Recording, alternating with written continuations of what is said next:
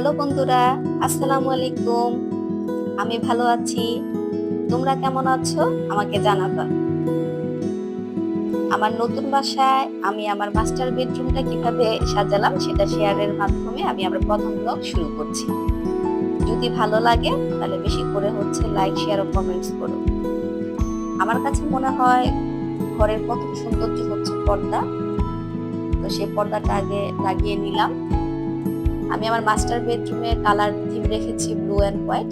এটাই হচ্ছে আমার পছন্দের কালার। পর্দা লাগানোটা এরপর চাদরের ক্ষেত্রে আমার পছন্দের ব্র্যান্ড হলো পাঁচমিশালি। এদের চাদরের কাপড়ের মানটা খুবই ভালো। আমার ম্যাক্সিমাম চাদর আমি পাঁচমিশালি থেকে কিনি। এটা কোনো আবার প্রমোশনাল ভিডিও মনে করো না।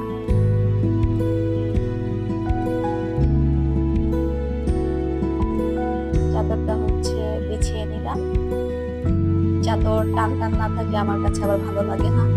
এর জন্য আবার ভালো করে ঝেড়ে টান টান করে নিলাম।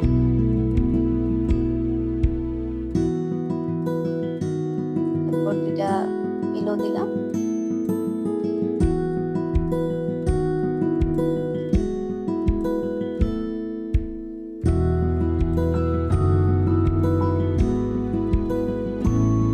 আমার বেড এবং বেড সাইড টেবিলটা আমি হাতি থেকে কিনেছি।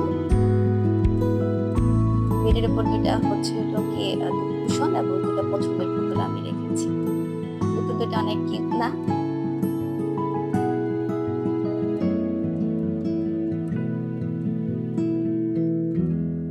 বেডের পাশে একটা বেড সাইড টেবিল এবং একটা ল্যাম্প রেখেছি।